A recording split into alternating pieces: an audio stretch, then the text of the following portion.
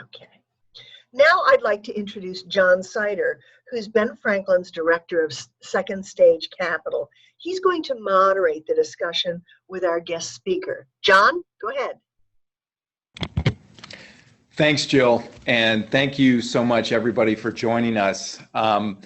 Just a quick word on the purpose of Capital Call. You know, what we're trying to do here today is really demystify venture capital and equity investment. We want to give the entrepreneurs in the Ben Franklin, Central and Northern ecosystem a way to learn about venture capital, learn about who the players are in venture capital and angel investment, give you a chance to ask questions, and hopefully we do that in an easy to access, informal and fun way. So hopefully we'll get a lot of good information across and have a few laughs as well. So thanks so much for joining us.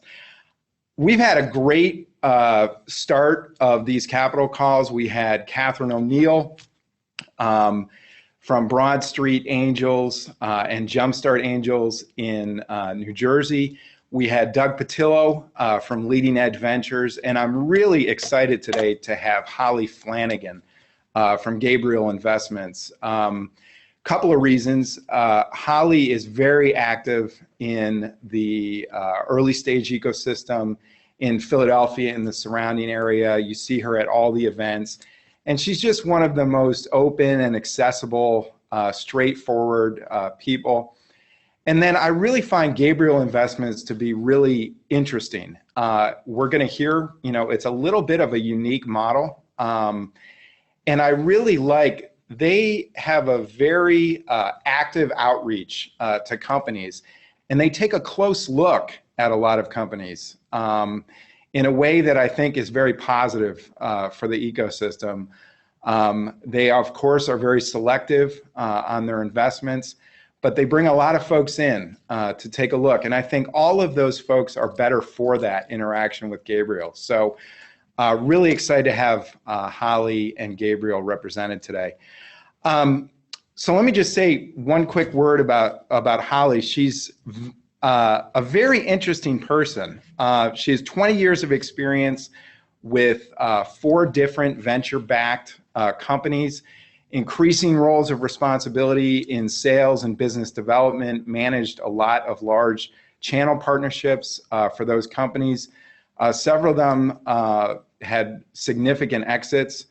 So she has wonderful experience, and we'll benefit from that today.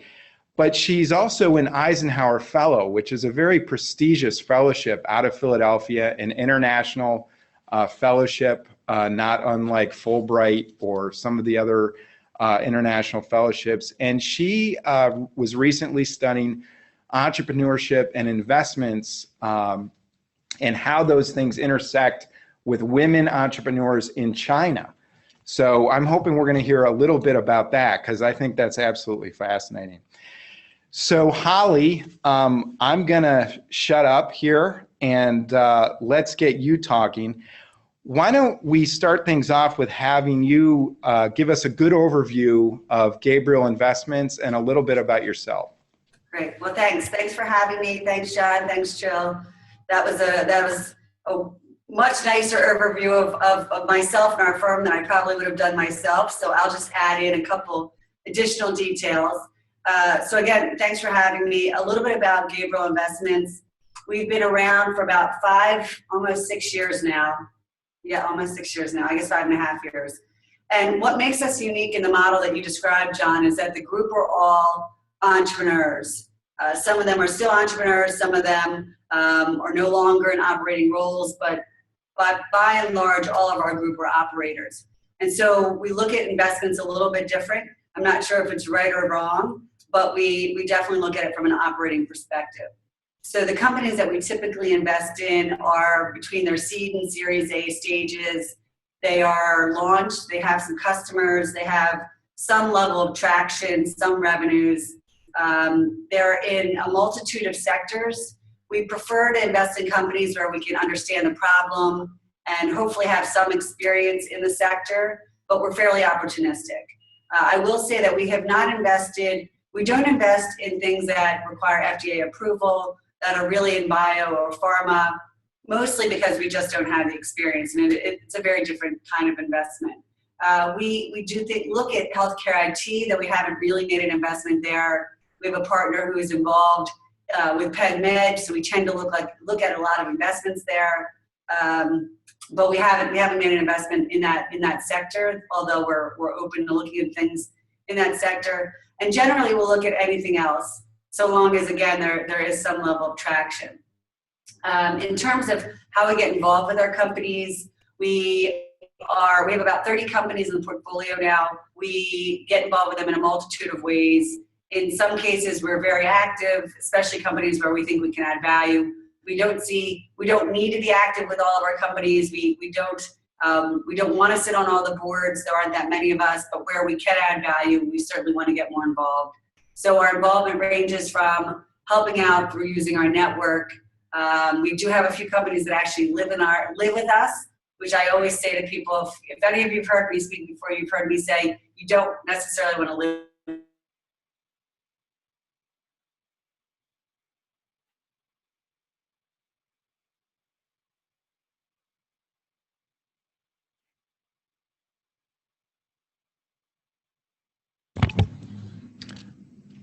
Have we lost Did we lose you, Holly?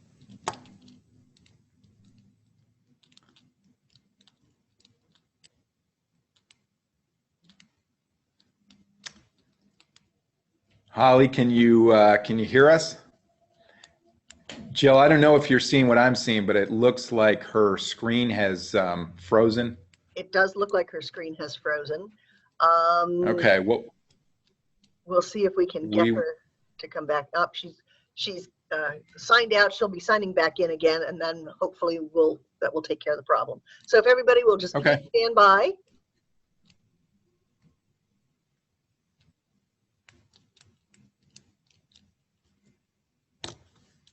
The inevitable technical difficulties.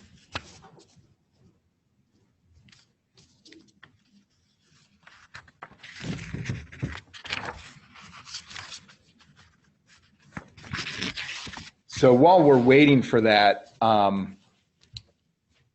just give you a couple of additional data points about Gabriel through the magic of PitchBook. So they have 25 deals in their portfolio. 11 of those were in rounds of under $1 million. So these guys are true early stage investors, really do a number of seed stage investments. It appears that 16 of the companies that they've participated in, of those 25, were really sort of, I won't say raw, but very early revenue startups. And potentially even pre-revenue. So that is one of the reasons that Gabriel really interests me. And you can hear from what Holly said that this is kind of a founder-led VC firm. It appears a lot of the investment executives, of which they have a number, 9 investment executives, are former operators of venture-backed companies themselves. So this is a great firm to be getting involved with for a number of reasons.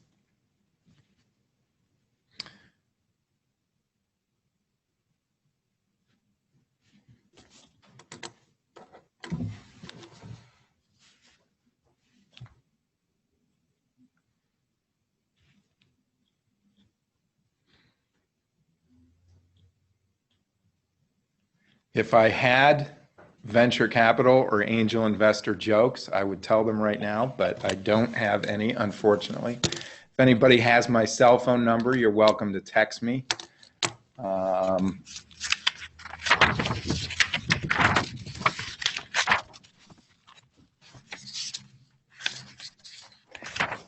One of the things that I was going to talk to Holly about was her co-investment activity.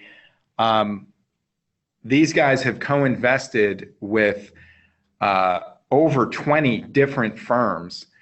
And what's interesting is, they only have 25 investments, but, they almost have a different co-investor for each of those investments. But the number one co-investor is our sister, Ben Franklin, in the southeastern region. 5 of their companies came from that group.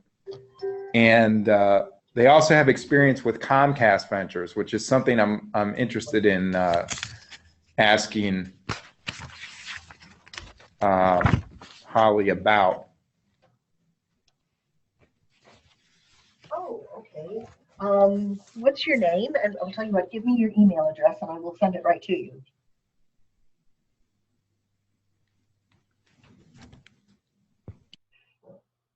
Jon or JOHN?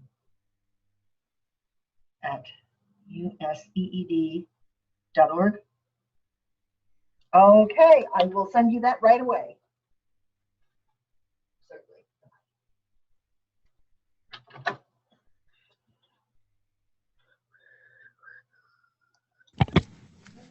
Jill, your mic is live, just so you know. Oh, thank you. Have we heard anything from Holly? I have not seen anything. I'm going to try to email her. If we can't get a hold of her very quickly, we may need to reschedule. I'm not sure how things are going here. Okay.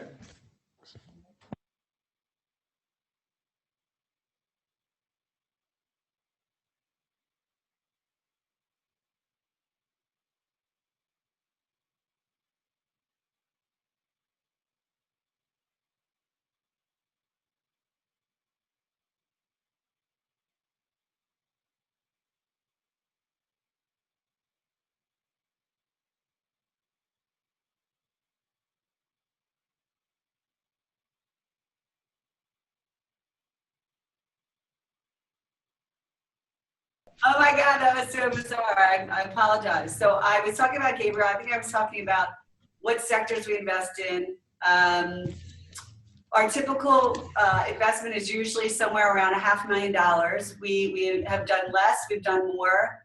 Again, it really depends on the opportunity and our level of interest. And what else, John? Why don't you start asking me some questions and we'll get to the meat of what people want to know today. Yeah, absolutely. Absolutely.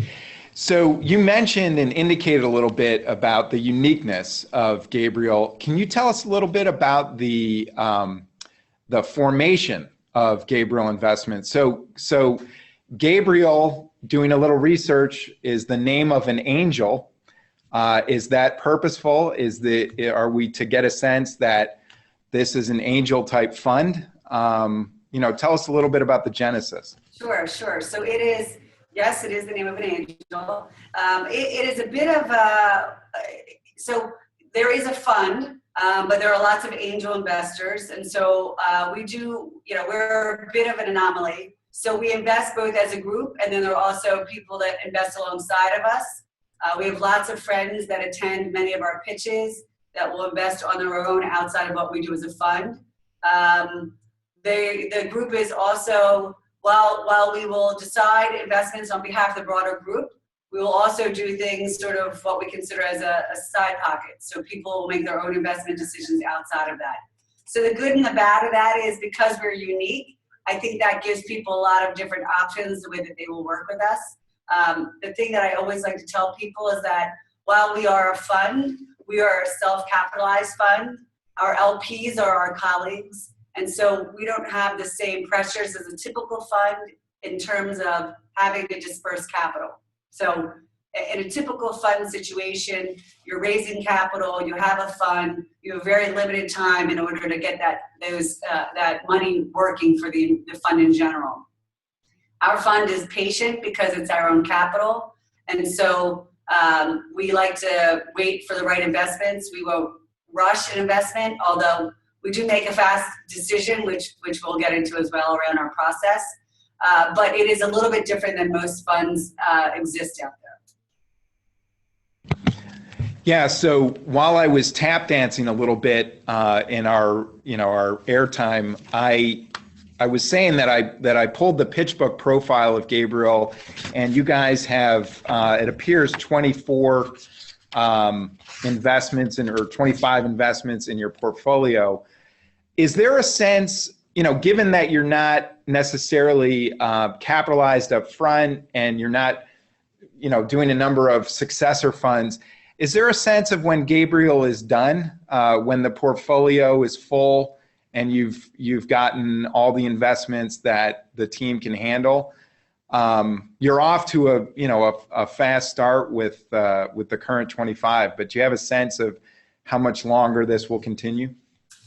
So a couple of things. So one is, I think I need to update the pitch book. We're about at 30 companies now, and we will continue doing this so long as the group is interested and we're seeing great companies. So there isn't an end game. There isn't an end to the fund. It is a bit of an evergreen fund, so it's continually capitalized through the group's own personal capital. So so long as we're seeing great things that we're excited about, we will continue investing the same way that we are today. Terrific, terrific.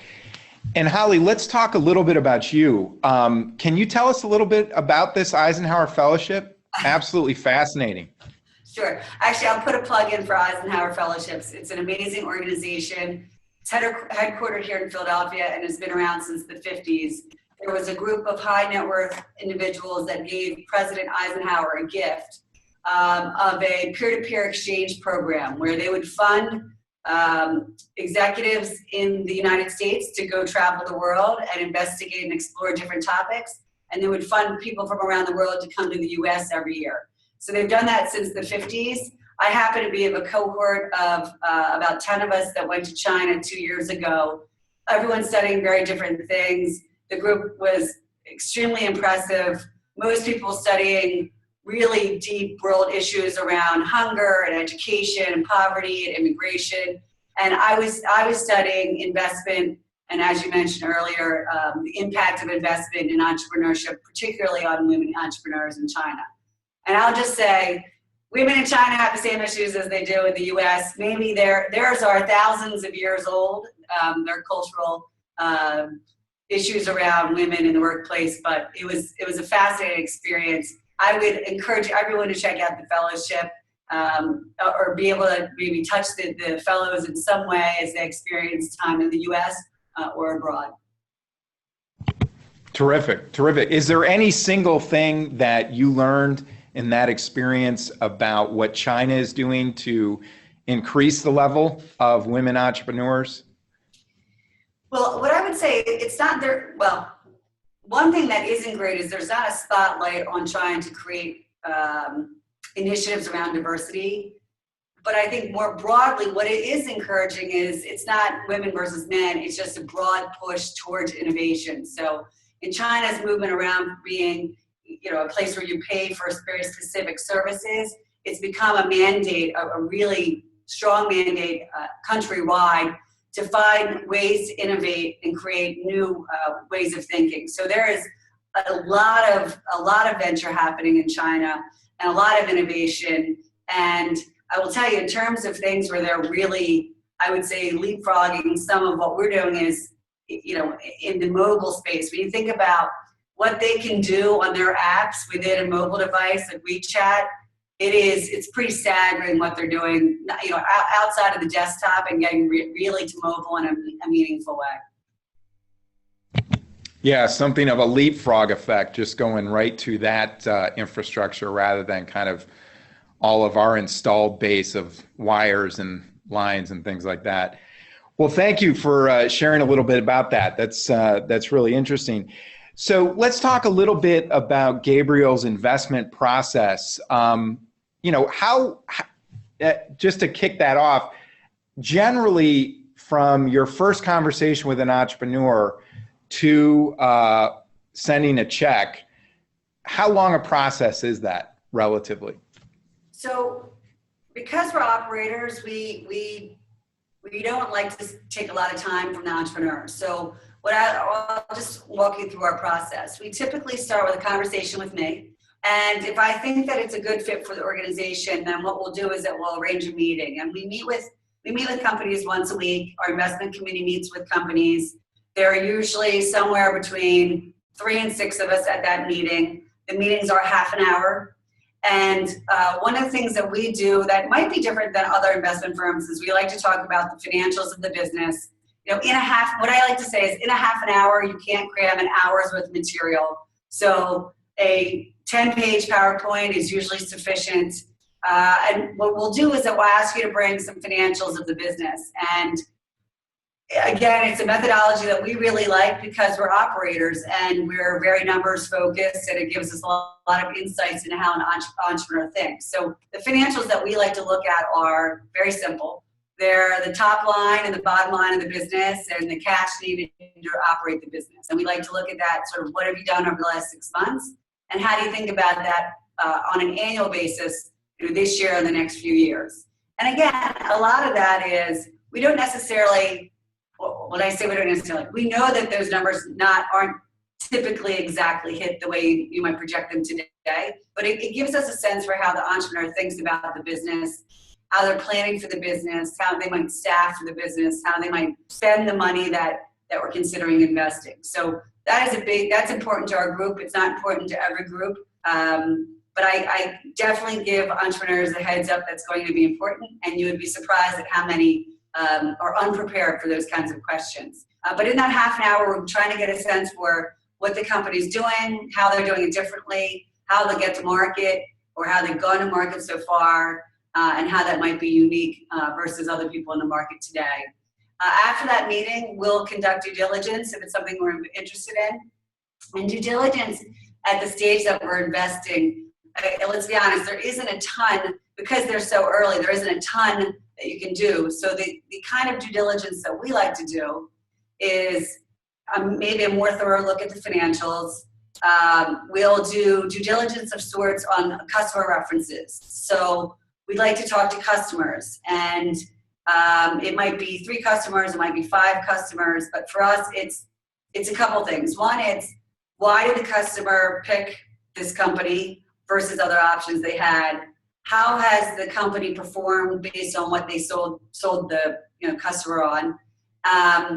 And in general, how is that process going for them? So we like to get a sort of a sense from the customer. So that is not something that should surprise an entrepreneur. I don't think that what we're doing there is different than what other investment groups would be doing. So it's sort of a heads up, this is coming. And so you might be preparing customers or making sure you're treating those first customers really well because they're going to potentially be talking to investors. We'll also do our general reference checking on the entrepreneur and the team. So in 2018, we all know each other through at least one person.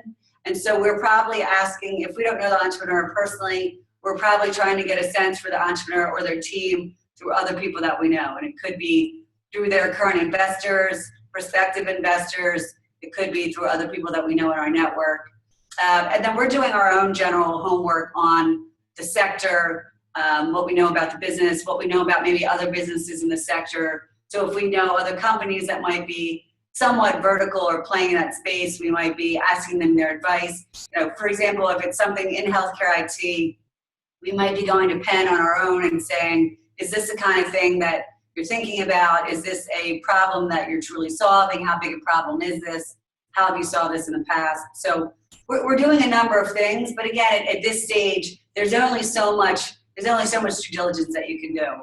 And following that, we're trying to come to terms with the entrepreneur. So we don't lead all the rounds. We will lead in some cases. And in rounds that we're leading, we're negotiating terms with the entrepreneur at that point. And in rounds where we're not, then we're collaborating with other investors, which is something that's really frequent in our region.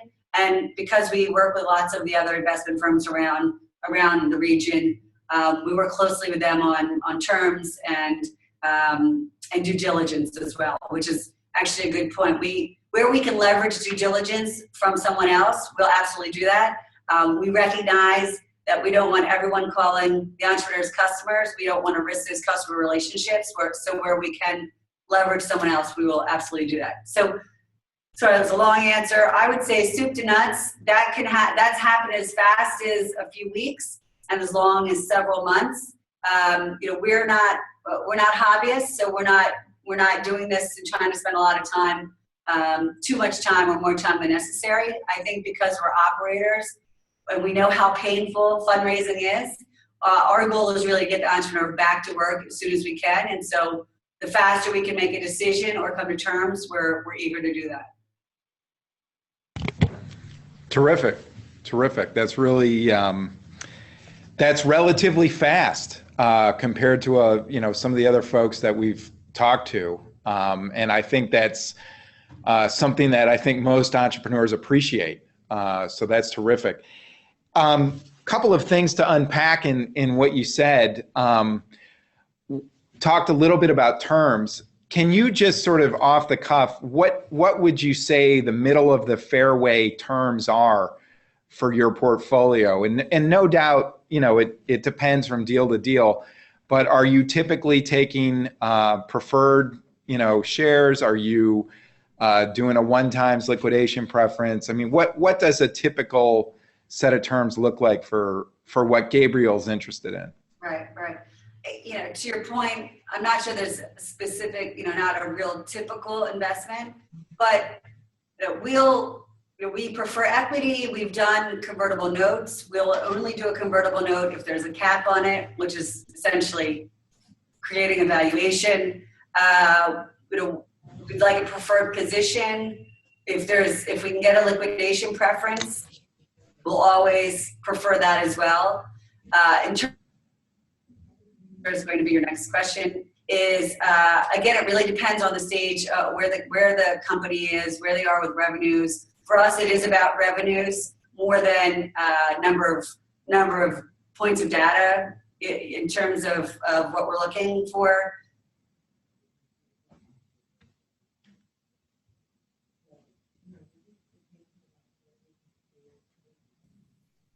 It looks like we may have lost Holly again. I'm going to try to get a hold of her. We'll see what happens. Did you hear what I said last? Yeah, you were just talking about there's not necessarily a typical set of terms, but it seems like the more revenues and customers a company has, the more they're somewhat in the driver's seat on what the terms are.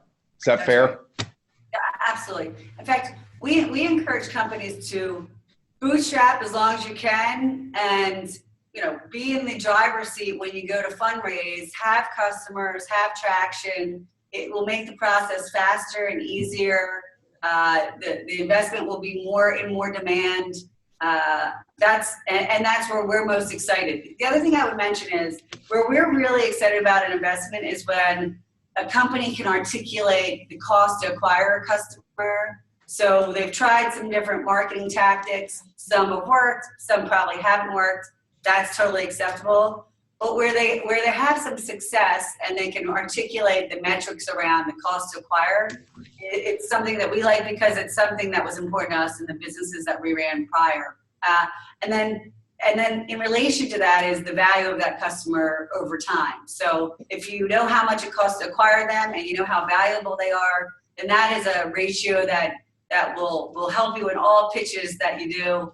And it's one that's important to us and gets us excited when an entrepreneur has great stats around that. So you need to know your CAC over LTV. That's right. That's exactly right. Yep. Okay, well, Holly, you are also pretty important to this process, and I think that gets to some intangibles that I'd like to explore a little bit with you. You said that you meet with every company before they're selected to present. So that's a relatively important meeting. You're a very positive person, but tell me a couple of things that turn you off, that are red flags that a company might select themselves off of your radar when you're sitting down with an entrepreneur. So what I would say is, now that I've told a lot of tips around what's important to us, I think knowing those things will help continue a conversation. I think, if you're in a sector where we just aren't investing, then I think, there are entrepreneurs that will continue to try to sell me on investing in a pharma-based company. And I feel bad for those entrepreneurs because it's just not something we do, so they should just not waste their time. I don't want to waste anyone's time. And I'm very candid because I want to be helpful. I think the more companies that get funded, it's good for all of us. And where it's not something where it's a good fit for us, I try to get to that fairly quickly. I would say one of the things that is a red flag for me is typically a lack of sense of urgency. So, for example, if I'm asking a question or I'm trying to understand and there isn't quick follow-up, then that's something that is it's critically important to our group in general. And I know that will be not a great fit for the group. I would say there's a tendency for entrepreneurs when they're fundraising to, it's not really a white lie, but there's some massaging of facts around interest in the investment. And I would just tell everyone that this state is really, really small in the investment community, not just in Philadelphia. And Leah, I mean, we're all friends and we're all collaborating across the state. And so if an entrepreneur is talking about an interest and that they have commitments from different organizations, usually the first thing I do is I call them, not because I'm checking, because I'm trying to collaborate. Because if there is true interest, it's the best way to get an investment done quickly, is for me to call, someone from whatever other group there is and say, I heard that you're looking at this investment. What are you thinking? How can we collaborate? These are the concerns we have. How have you thought about them? And so I would say, in general, do not massage the facts. I'm not looking to catch an entrepreneur, but it happens so often. And as soon as that happens for me, there's just not that I feel like the entrepreneur is dishonest, but there's just something that I lose trust in. And so those investments go away very quickly. Yeah, you behave in a candid way, and you're expecting that same level of candor from the folks you're doing business with. That's right. The other thing I would say is, because our group are operators and sales and marketing has been something that's been important in the companies that we are involved with, we see the way that an entrepreneur interacts with us in the fundraising process. We consider that a proxy for how they interact with prospective customers in a sales process. And so maybe that's right, maybe that's wrong, but everything that we're looking at in the fundraising process, we're thinking that's how they treat a prospective customer. So whether that's how they present the company, how they present themselves, how they follow up, how they create a proposal.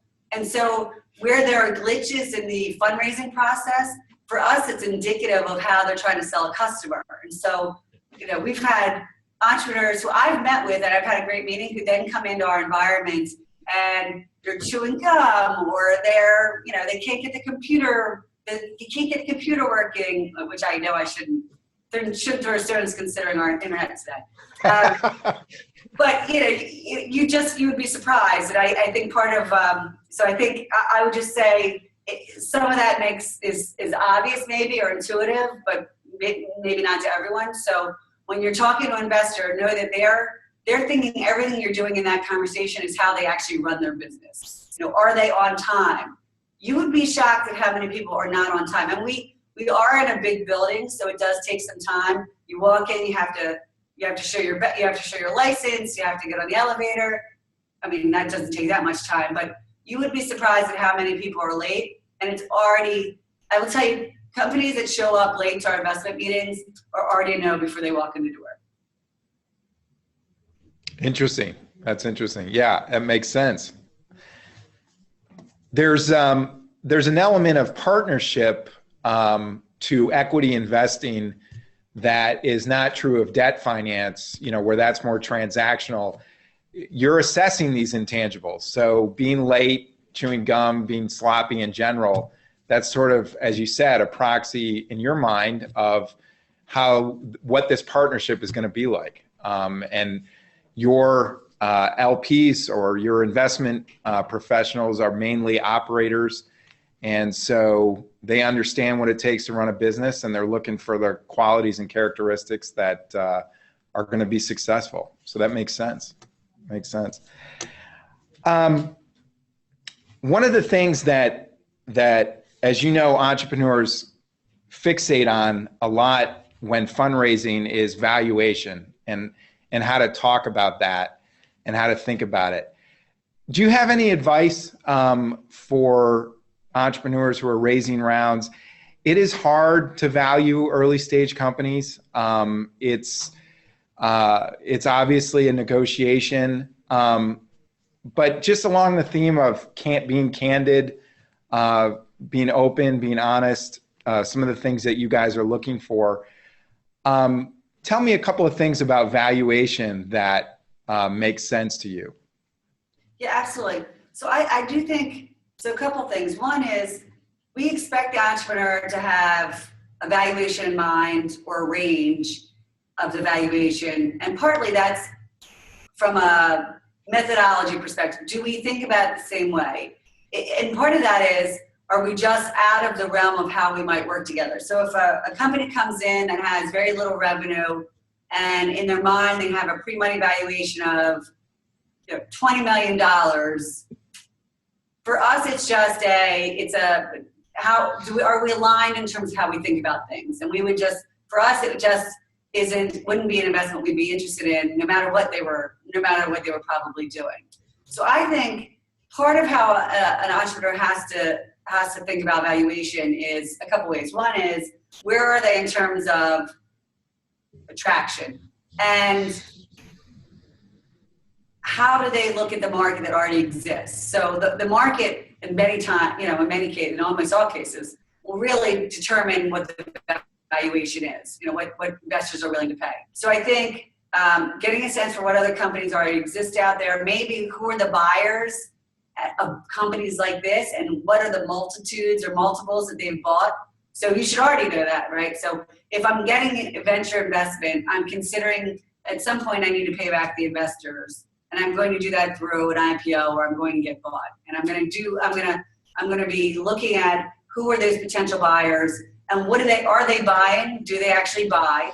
And are they buying based on revenues or EBITDA? And what are typically the comps that they're buying at? So that's one sort of benchmark about how to think about valuation. So when they were this big, they were valued at that.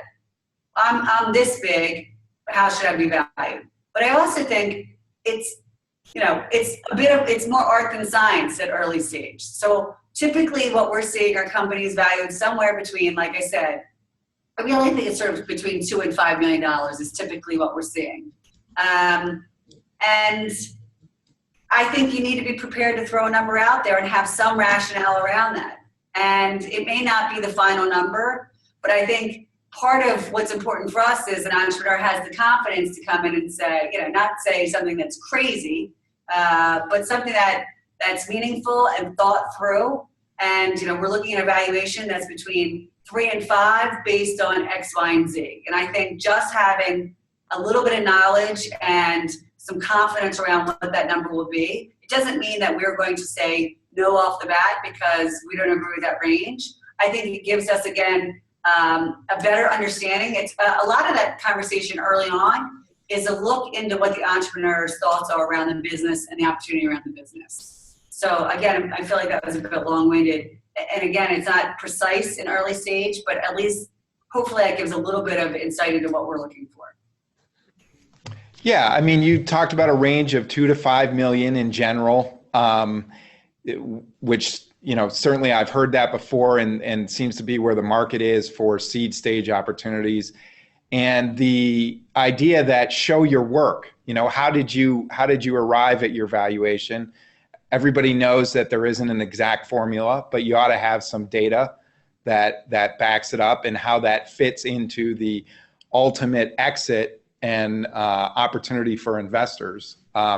Being able to, talk about that and have some data is important. I think that's what I was hearing you say. That's right. I mean, it could be, this is 3 times our revenues next year, or 5 times our revenues in 5 years. But, whatever it is, it's tied to something. Make it tied to something. Top line, bottom line, number of customers, some data point that gives the entrepreneur confidence that it makes sense and that it's warranted and that it's tied to something. That versus. I heard this is again, about where we should be. I think it could be, this is what we were offered from another investor, but I would just, in all things that you're thinking about from an investment perspective or what you're presenting to an investor, have it tied to something that at least you've thought through, even though it may not be exactly what the investor's thinking. Yep. Okay, well, Holly, at this point, I mean, I think we're going to try to go a little bit beyond 10:30, just because we lost a little bit of time. If you have the ability to do that, I would like at this time to turn it back to Jill and see what audience questions we have. Thanks. Yeah, got a couple here. The first is, how does a non-dilutive investment impact valuation, and is there a formula that you use? So when we're talking about a non-dilutive investment, I assume we're talking about grants or other business plan competitions, whatever it might be. So first of all, what I would say is try to get non-dilutive capital all day long. In fact, if you can get non-dilutive capital, and for everyone, for the broader group, I'm guessing you understand that means it's capital that doesn't have it has no strings attached. So for us, that's fantastic. If you've been able to bootstrap however you've done it, whether that's, friends and family who are just lending you money or you've won competitions, then we love that. You're being resourceful and you're not affecting the cap table and you're keeping all the ownership of the company, which we think is important that the founders, retain as much as they can. So it doesn't affect us, our sense of valuation. Hopefully what it means is that you've gotten further along because you've been able to get some capital that gets you to further milestones before you're looking for capital that will eventually be somewhat dilutive. I guess if you can further elaborate on that, particularly like large dollar amount phase 2 SBIR awards, yes, they're non-dilutive, but the feds have certain pieces of that they're particularly interested in. Yeah. Does that make, what if any kind of difference does that make for you? What I would say is those are typically in investments that we don't participate in, and because they're usually tied to companies that are doing something, from our perspective, they've been involved in companies in healthcare where it's the kind of investment where we don't usually invest. I'd be happy to talk more to whoever this is offline, but it hasn't been a situation that we've run up against because it's not usually in the sectors where we are typically investing. Okay. If anybody else has any other questions at this point, I'll ask you to type them either into Q&A or into the chat box. And I know, John, you still have some additional questions that you can that you're interested in asking of Holly. So I'll let you keep on doing that. Yeah, absolutely. So, Holly, you're sitting in Center City, Philadelphia, and I'm not 100% sure the status of the second Comcast Tower at this point. I think it's nearing completion. I'll show you. Oh, cool. Actually, let's see if I could show you without messing with my internet. Okay, wait. So that's the first tower. I don't know if you can see it. And this is the second tower right there. Can you see it? Yeah. Yeah. Let's see. There we go. Oh, I can't get it all the way up there. Oh, there you go. There's the second tower. All right, so that looks like this will be the year that people are moving into it. My point is that Comcast is making a major investment, which is very exciting, in building this whole second tower in Center City, Philly, devoted to innovation and entrepreneurship. I guess more innovation, R&D, digital media kinds of things. Just as an active member of the Philadelphia ecosystem, can you talk a little bit? I did notice that Comcast Ventures is a co-investor with you guys on 2 deals, so you clearly have some level of relationship. Talk about Comcast and Philadelphia and what you think the opportunity for entrepreneurs is. Yeah, absolutely. So I don't have the in-depth knowledge of all that's going on over there, but they are great partners.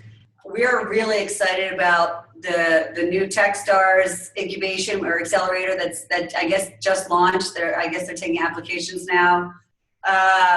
we're excited for what they have in store and are glad that they're here. And, I think that they'll become more active in this ecosystem when that happens. So traditionally, a lot of the work that they do, they have a couple funds, but most of the Comcast Ventures, most of their fund work is a little bit further along than where we invest. They do have a few initiatives where they do play more early stage, but most of it is a little bit further along. They have a Catalyst fund that is more early stage where we've worked with them in the past. So I think everyone, I hope most people in Philadelphia will be really excited. We're thrilled that they're here. We're thrilled that they're growing here. We're excited that they're launching this new accelerator. And I think that'll get them more involved in the community. I think it'll bring more talent, more companies to Philadelphia. I think the way that they're hiring, I think it just means that there's going to be more future startups that happen, because as people come in and out of that environment, they'll come up with great ideas, and there'll be an ecosystem around them to help support that. So we're thrilled they're here, and literally they're right across the street. So you're even more surprised that I had an internet problem. Oh, that's great. Well, Jill, I'm sorry, go ahead. No, that's all right, go ahead. Jill, I don't know if we have any more questions from the audience. I have one more that we could end on, but go ahead. I'll give you a chance. Okay. So, Holly, one of the things that we spend a lot of time with entrepreneurs on when they're developing their pitch is kind of their theory of exit. And no doubt, as investors, one of the things that you're thinking about is, how will we get repaid? What that financial return looks like. Other than maybe exit multiple data, are there any other things that can kind of undergird the pitch on the exit piece, or any general advice you have in developing an entrepreneur developing their thinking on what their exit is going to be? So this is in terms of when they're pitching an investor? Yes, exactly. To my earlier point, I think having some thoughts around how you're going to pay back the capital is important. And I think that even taking a step back from that, understanding if venture capital is the right form of funding is something that entrepreneurs need to take a hard look at before they come for investment. So, having a company that doesn't want to pay back capital or wants to pay back in a different way is totally fine. But venture capital requires an exponential payback, and that has to happen through a liquidation event. It has to happen from someone buying the company or from a public offering. So, what we'll typically ask is, what are your thoughts about the future? And I think a lot of times it's hard for entrepreneurs to even consider selling their baby. So I think that's sort of some soul-searching entrepreneurs sometimes have to do before they come for this kind of investment. But once they've done that and they come to that conclusion, and that's something that they're also seeking, that I think it's some good thoughts around, and it really is some good thoughts around who could be a potential buyer and why does that make sense. And the why does that make sense is an important piece, because a lot of entrepreneurs will say, well, Amazon or Facebook or Google, and that's not unlikely, but everyone says it. So why is it more likely? Why is it in either their strategic plan around this particular initiative, or why is it because, well, they just bought X, Y, and Z, and we're the natural next one that makes sense. And by the way, when they bought these companies, they bought them along these lines. They bought them based on number of customers or assets or revenues or profits or whatever it might be. And that, again, that may or may not play out. But two things. One, it gives us confidence around how the entrepreneur is thinking about how they build the business. And also is just, again, they're thinking through what would likely be important to an investor, which is how eventually they get the investment back. So, and I think it's not just picking the obvious buyers either. We are looking at trends in this sector. That's why we're in this business, is because we know this is where this sector is going. And in 3 or 5 or 7 years, this is precisely going to be the right time for when IBM is going to need this piece for Watson or whatever it might be. But I think a lot of the meetings with investors is around how you think about the company and the future of the company. And so I think that's why some of that conversation around buyer it comes back to an alignment around how you think about the company. Yep, that makes sense. Well, Holly, that just brings up one final question. I know I keep saying that, and you've been so generous with your time. I'm very, very grateful. Do you hear anybody talking about structured exits? So this idea that the shares have a redeemability feature and a percentage of the company's cash flow is devoted to redeeming those shares, and maybe you're building in a 3x exit right from the front. Gabriel, do you ever do a structured exit, or do you hear anybody talking about that? So we don't go into an investment thinking about a structured exit. I will say there have been a couple instances in our portfolio where an exit has become less likely over time, and we've considered thinking about a way to structure it so that the investors can get their money back. We have not done that, but it's something that we've talked about, but not something we've talked about at the onset. In typical venture capital, it's still not why you're getting in the investment. But there's always, every day there's a new angle, but that's not something that we're looking at currently. Okay, terrific. We have another question yet from the audience. And that is, Holly, can you comment on any local funds that may be interested in impact investing, specifically around education? Yeah, absolutely. So I would say impact investing in Philadelphia has become a lot more popular, and there are a couple organizations that are focused on that. So one is through Ben Franklin Technology Partners in the Southeast in Philadelphia. They've created a fund recently that's called Impact PHL. And so they're focused on looking at companies that from an impact investing perspective. There's also, there's also a couple other organizations that are, Investor Circle is focused on impact investing. And there are a couple others, I'll get back to you on that as well. But there definitely is a rise of folks that are focused on it. And I think it's really important, and I think that we'll continue to see more of that. But I'm happy to follow up with some of those other organizations. Terrific. Yeah, Holly, we are actually looking closely at that, and you're familiar with Ben Franklin Southeast, our sister organization. They're part of Impact PHL, and we actually have Margaret Bradley, who is their impact contact, coming to Lancaster next week to talk us through that, because it does seem like it is a activity on the rise, in that for those companies that kind of fit into that environment, it could be very beneficial to be conversant on what it means to be an impact company. So appreciate your comments on that. Well, Holly, let me just say how grateful we are that you made time for us today and all that you've shared. Thank you for everything that you do to support entrepreneurship in Philadelphia and Pennsylvania at large. We're very, very grateful, and we look forward to working more closely with you. Well, thank you. Thanks, John and Jill. Congratulations to all the entrepreneurs. I'm inspired by all that you do, and good luck. And if I could be helpful, feel free to reach out. Thanks, Holly. And for everyone, if you do have any other questions that come to mind after this session this morning, please send me an email with them, and I will forward them to Holly for her response, which I will then forward to the entire group. As I mentioned at the beginning of the session, we did record it, and later today I will be sending you the link to the recording. So I thank you all for your time and your attention to today. And once again, thank you so much to Holly Flanagan for giving her time and her expertise. And stay tuned. There will be more Capital Call meetups coming on throughout 2018.